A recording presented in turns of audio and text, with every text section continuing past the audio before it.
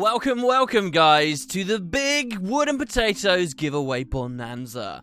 So for the past couple of months on the channel, we have been running various competitions. The last competition, they were supposed to be a month long each, but the last one's been going on for a really long time. Today I want to conclude that, highlight to you guys who the winners of that comp were, and also start a new set of giveaways for a massive amount of stuff. So here's what we've got to give away for this month, guys. A lot of these, basically, I'm taking the easy, the lazy route for delivering out before we go back to some more regular ones once this one's over, because we have at least 22 winners to give away.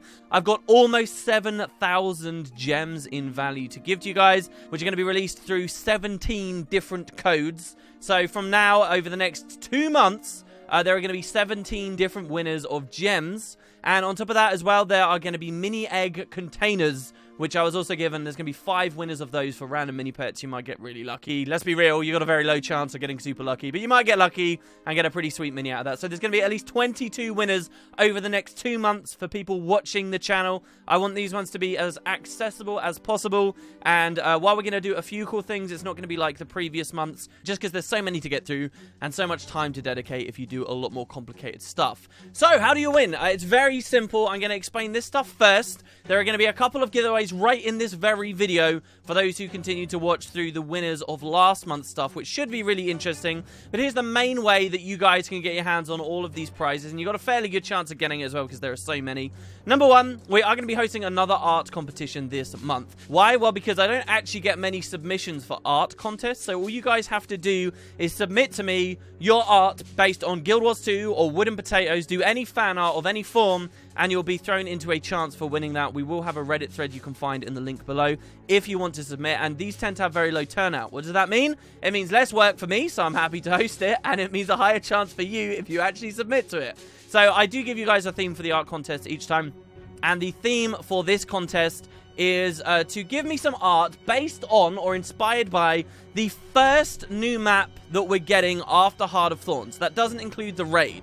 Okay, so it can be any art you like, but that's kind of your theme. And what do I mean by this? I mean, well, first you want to imagine what that map could be. Is it going to be somewhere in the jungle? Is it going to be on the Makuma Wastes? Is it going to be in the Tarnished Coast? Is it going to be on that hidden coastline off to the west of the map we've never seen before? Is it going to be somewhere completely different? That Shaman Data Minder map from something in Kryta. We've seen, you know, the map north of Divinity's Reach. Is that ever going to get added? Whatever you like the idea of, give me some art based on that. And the art could be anything you like as well. It could be a drawing, as a lot of you are thinking. It could be some digital painting. It could be something in real world. And it could be, you know, just a scenic, environmental shot of one of these places. It could be your character exploring one of those places. You could create a music piece that is supposed to be music that we hear in the new map. I mean, Christ, the Heart of Thorns soundtrack's been so incredible. I'm sure that's inspired at least a few people. It could be something about an enemy on the map. You could write a story, like a fan fiction story based on something that happens on that map. Whatever you like.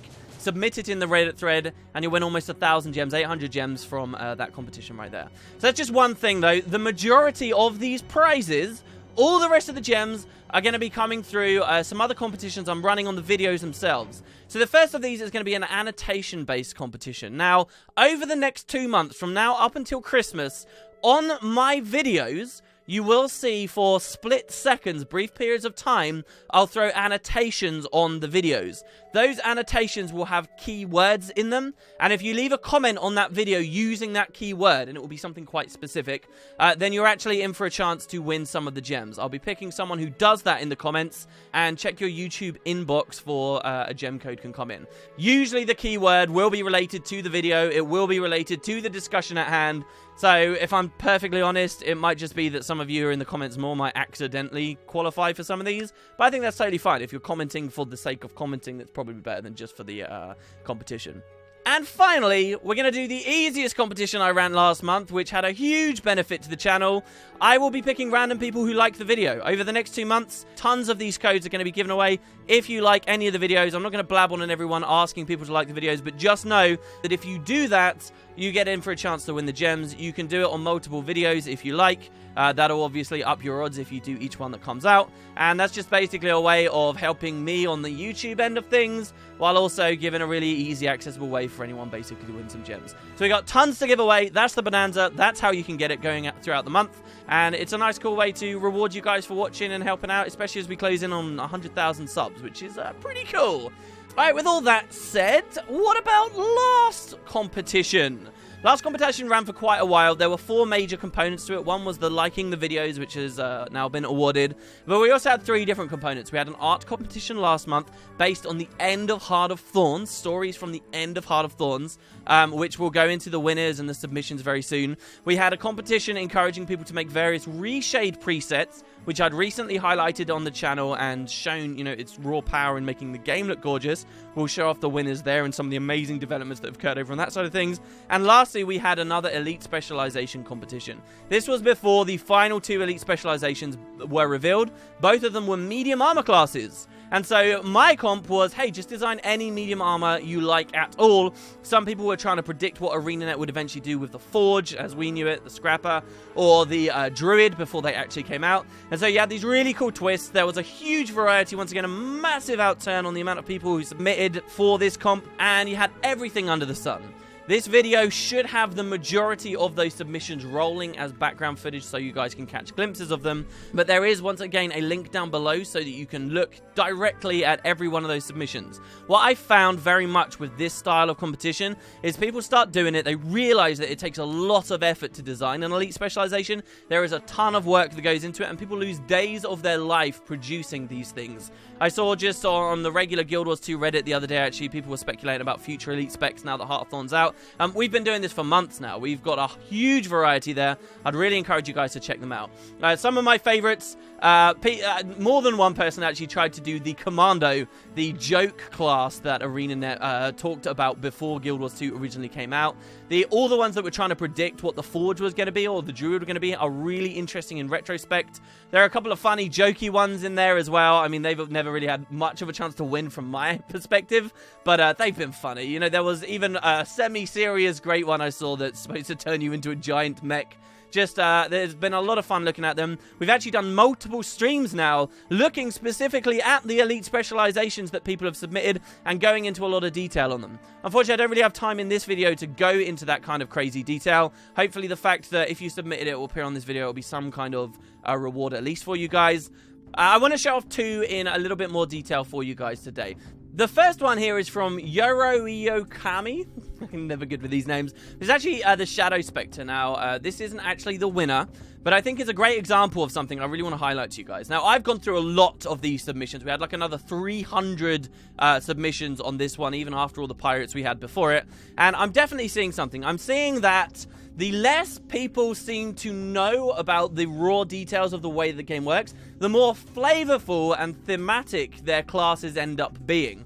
And it's really hard to strike that balance. You know, some people go into incredible detail about every micro little thing, you know, down to animation cast times on the way that weapon skills for their elite spec works. But it seems the more you get into the nitty-gritty, the more flavor is lost. And you can really see how the devs have to walk that line sometimes. And so this is kind of the polar opposite of this. The Shadow Specter is a thief that gets a greatsword, with some cool art here, as you can see. The core mechanic and description reads as such: that Shadow Specters are the ones who lurk in the shadows, watching every move of their foes. As those devoted entirely to killing, Shadow Specters forsake the notion of honor.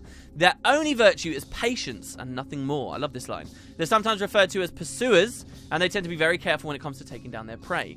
So there's a huge mechanic with this class for the thief, something that's traditionally very mobile. It's kind of been turned on its head, and the idea is that they have to wait an awful lot. What I particularly liked about this was the flavor on the weapon skills. So you've got kind of a basic auto chain with a bit of flavor on there, bleed, and then a bit of lifesteal and vigor. Maybe not very distinct in its purpose there. The skill 2 I absolutely loved. Mark your foe, and then in the next 8 seconds using the skill again actually makes you shadow step to them and stun. Quite powerful, as you can see already. But the idea that you could mark someone and then jump in at them, just like basically we see with Shadow Trap at the moment, is a really cool idea. You've got Curse of Blood, mark your foe again, slowly siphon life when you're close to them, stepping out the range cancels the effects, a bit like a tether. Gwenth's Wish, charge the blade with dark energy for 5 seconds, dealing random negative conditions to your enemy with each strike. And then lastly, Willpower, which is receive swiftness and unlimited endurance for 3 seconds. This is kind of, I guess, the equivalent of your dodge rolls don't cost endurance anymore. But I liked the flavor of this, but the more you look at some of these, and the more I'm like, wow, yeah, these sound like some really, really cool ideas, you realize, you know, that a lot of detail can be lacking, or a lot of things might be missing completely. Over here, we've got this skill here, Cloak. Become invisible, not stealthed, invisible indefinitely as long as you remain still.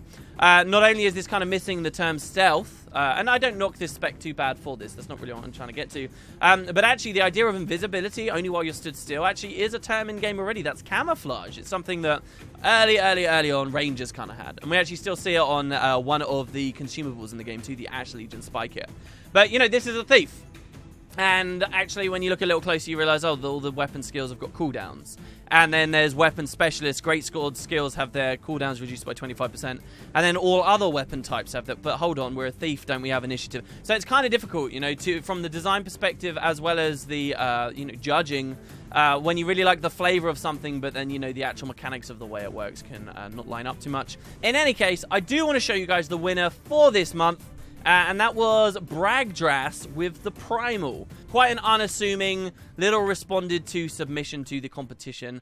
But this was a really cool idea to me. The Primal is a Ranger elite spec, and it's giving Rangers what they have wanted since basically the start of Guild Wars 2. The much called for Ranger elite specialization that removes the pet. But there's a big problem with removing the pet, and this is a big good contrast to the specialization I just showed you guys. Making an elite specialization built around just removing the pet really is a very unflavorful idea. So how do you do that elite specialization justice and still give it a lot of flavor? And so that's what this person tried to do with the Primal. They went into an awful lot of detail. Not only was it a really interesting idea, but further, they went all out with the presentation of the elite specialization, as well as, you know, the inner workings. There's a ton of information here. I won't go over all of it. But this is a Ranger with a Scepter. And the idea is that the 3 skills you get on the Scepter are the 3 currently uncommandable skills that you get on your pet. So I'll go over the core mechanic here. F2 and Scepter abilities are the pet's attacks, but they're performed by the Primal, you the player, instead. You're not rooted while performing abilities that would otherwise lock normal pets into position. And so Primal's pets become spirits and cannot attack or be damaged. Instead, the pet commands are now bond skills. Bond skills provide parts of the stats from the spirit of the active pet. Traits and effects that would affect the pet now affect the Primal instead, although at a 30% efficiency. Skills and traits that would transfer conditions and other negative effects to the pet instead outright removes them. So you take this really basic idea of, okay, we're gonna let the Ranger do the pet stuff and get rid of the pet completely. But then you realize so much of the Ranger, you know, gathering pets, getting all the unlocks for the pets, every specialization line has traits that interact with pets. Suddenly this really simple idea and unflavorful idea is really difficult to implement, and that is what I commend here. You got this minefield, an incredible amount of detail that you need to go into, and without really understanding your class, you probably aren't going to be able to hit that nail on the head. Like, think about this. Skills and traits that would transfer conditions and other negative effects actually now just remove them. You have to be a good enough Ranger and understand existing Ranger traits and stuff to appreciate that needs some kind of a change. Down here, if you look at what happened to the F4, F4 still kind of pet swaps, except it's a spirit swap now, and it retains the benefits that were originally provided by traits, but because you can't down the spirit anymore, right? You can't down your new pet. They've even adjusted the cooldown, right? The cooldown is now up to 30 seconds instead of 20. The whole way through this elite specialization, there has been meticulous detail and thought put in. That Shaman's tooltip generator has been extensively used. Reasonable skill tooltip descriptions. So, you know, like Reckoning, a 10-second channel with a 50-second cooldown, because we can't put those in Shaman's tooltip thing. It's a meditation, channel and meditation of Reckoning. For each second you meditate, gain a stack of Reckoning. Reckoning makes your next outgoing attacks hit twice. Gain quickness if you fully cast Reckoning. Reckoning cannot proc sigil effects. But there's been an incredible amount of thought here, and you've got the amount of pulses that are listed. You even have unique skill icons. Yes, they're kind of just recolored other skill icons, fine. But there's been a lot of effort put in here. A lot of smart design too, to boot. And, you know, it's not relying on some kind of crazy, different, flashy template that at first glance can look really impressive. It's just real thought, real detail, and I thought the most deserving one to win for this competition. That is not to say, despite me enjoying the Primal the most, that is not to say that there is not some amazing stuff in this competition. And as I mentioned at the start of the video, there's actually going to be another gem giveaway right here, right now. For the next week, guys, I'm going to be watching the Reddit thread where all these submissions are Anybody who goes to that Reddit thread, there is a link in the description below.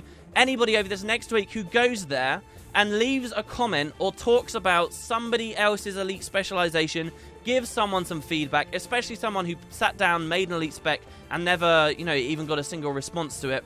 Anybody who does that over the next 7 days will be entered for a chance to win another 400 gems, because I really think that the people who participated in this deserve some discussion. I think there's some really amazing stuff there, and though I guess a lot of us do get much joy out of making them in the first place, it will be a while before we can make another one through the Wooden Potatoes channel, because we're doing different giveaways for this month. So yeah, that's another 400 gems for you guys. Congratulations to Bragdrass, the creator of the Primal, and yeah, that's one competition. The next competition that we ran last month was the art contest. This month's theme, as I just explained, is the first new map coming with the Living World, but in 2016. But last month's competition was actually on a really interesting topic now in retrospect. What we predicted, or thought, or wanted from the end of Heart of Thorns. As I said, not too many submissions here. Hopefully, if you've made one, it should be appearing on screen right now. There have been a really decent range of things. Cinema Cocos did a really cool tapestry that has a bunch of new Crichton written at the bottom, and then they did a translated version, which I must be honest, I ended up having to use.